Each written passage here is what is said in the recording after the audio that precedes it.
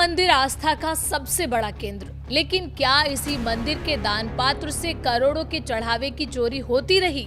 क्या ये सिर्फ कुछ कर्मचारियों की करतूत थी या फिर इसके पीछे एक पूरा संगठित नेटवर्क काम कर रहा था? और अब पुलिस की पूछताछ में ऐसे नाम सामने आने का दावा किया जा रहा है जिसने पूरे मामले में नया मोड़, राजनीति और सामाजिक मोड़ ले लिया है। नमस्कार, मैं हूं वंदना त्यागी और आप देख रहे हैं न्यूज़ 18 राजस्थान।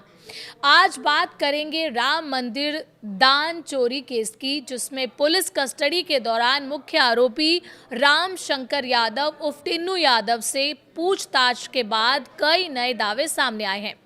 लेकिन उससे पहले जानते हैं कि आखिर पूरा मामला शुरू कैसे हुआ था। अयोध्या में राम मंदिर में श्रद्धालुओं द्वारा रोजाना लाखों रुपए और कीमती आभूषण चढ़ाए जाते हैं। इन दान पात्रों की तय प्रक्रिया के तहत खोला जाता है, फिर गिनती होती है, रिकॉर्ड तैयार होता है और रकम बैंक में जमा कराई जाती है। लेकिन कुछ समय पहले पुलिस के पास शिकायत पहुंची कि दान की रकम में गड़बड़ी हो रही है। जांच शुरू हुई। सीसीटीवी फुटेज, कर्मचारियों की गतिविधियां, कॉल डिटेल्स और अन्य सबूतों की जांच के बाद पुलिस ने दावा किया कि दान की रकम गिनने वाले कुछ कर्मचारी चढ़ावे से पैसा निकाल रहे थे। यहीं से इस हाई प्रोफाइल मामले की शुरुआत हुई। अब तक क्या हुआ, अगर इसकी बात करें तो जांच आगे बढ़ी तो पुलिस ने कई लोगों को हिरासत में लिया और बाद में गिरफ्तार भी किया। इसमें राम शंकर यादव उर्फ टिन्नू यादव, अनुकल्प मिश्रा, अविनाश शुक्ला समेत कई लोगों के नाम सामने आए। पुलिस का आरोप है कि ये लोग दान पात्रों से रकम निकालने और उसके बंटवारे में शामिल थे। हालांकि सभी आरोपियों का पक्ष अलग अलग रहा और मामला अभी जांच और न्याय प्रक्रिया में है। इसी दौरान टिन्नू यादव को 39 घंटे की पुलिस कस्टडी रिमांड पर लेकर गहन पूछताछ की गई है और यहीं से केस में नए दावों की एंट्री होती है। टिन्नू ने पूछताछ में क्या दावा किया? सूत्रों के हवाले से सामने आई जानकारी के मुताबिक शुरुआत में टिन्नू यादव खुद को निर्दोष बताता रहा। उसने चोरी का मुख्य जिम्मेदार दूसरे आरोपियों को बताने की कोशिश की, लेकिन जब पुलिस ने मोबाइल, चैट, कॉल डिटेल और अन्य आरोपियों के बयानों के आधार पर लगातार पूछताछ की तो दावा है कि वो टूट गया।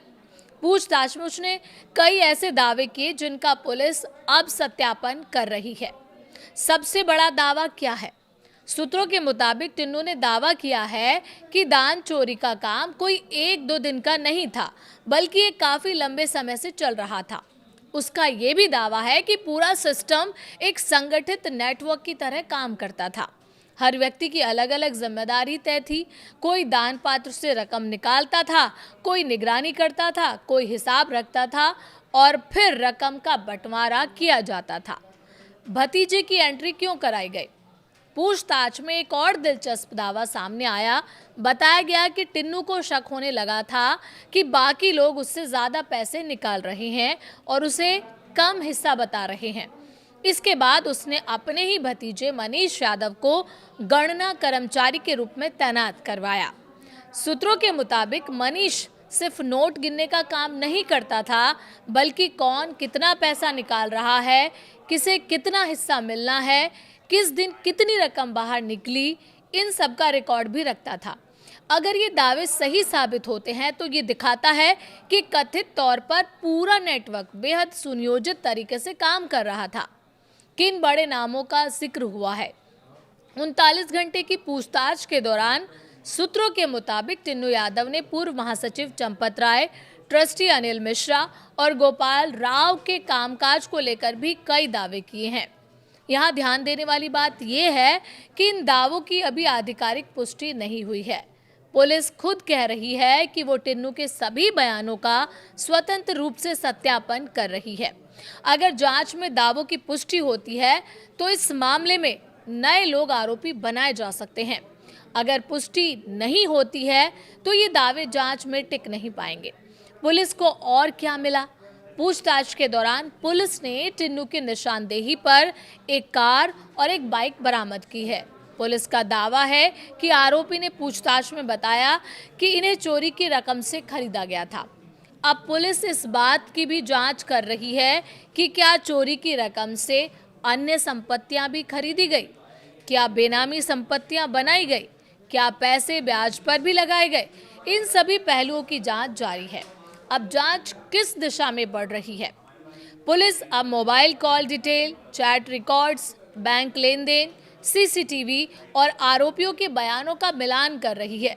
सूत्रों के मुताबिक कुछ बैंक कर्मचारियों समेत कई अन्य लोगों के नाम भी पूछताछ में सामने आए हैं। हालांकि पुलिस फिलहाल किसी भी नए नाम पर आधिकारिक तौर पर कुछ भी कहने से बच रही है। बताया जा रहा है कि पूछताछ के लिए लोगों की एक लंबी सूची तैयार की गई है और आने वाले दिनों में कई और लोगों को पूछताछ के लिए पुलिस बुला सकती है। अब बात की मामला इतना महत्वपूर्ण क्यों है? दरअसल राम मंदिर करोड़ों लोगों की आस्था का केंद्र है। ऐसे में अगर श्रद्धालुओं के चढ़ावे में गड़बड़ी के आरोप सही साबित होते हैं तो ये सिर्फ आर्थिक अपराध नहीं बल्कि लोगों की धार्मिक भावनाओं से जुड़ा बेहद गंभीर मामला भी होगा। वहीं दूसरी तरफ जांच पूरी होने से पहले किसी भी व्यक्ति को दोषी मान लेना भी उचित नहीं होगा। यही वजह है कि पुलिस हर दावे का सत्यापन कर रही है। फिलहाल इस पूरे मामले में सबसे बड़ा सवाल यही है, क्या टिन्नू यादव के दावे जांच में सही साबित होंगे? क्या इस केस में और बड़े नाम जुड़ेंगे या फिर पूछताछ में किए गए कई बड़े दावे सबूत के अभाव में खारिज हो जाएंगे? इन सभी सवालों के जवाब आने वाली जांच और अदालत की प्रक्रिया तय करेगी। फिलहाल इस मामले पर हमारी नजर बनी हुई है।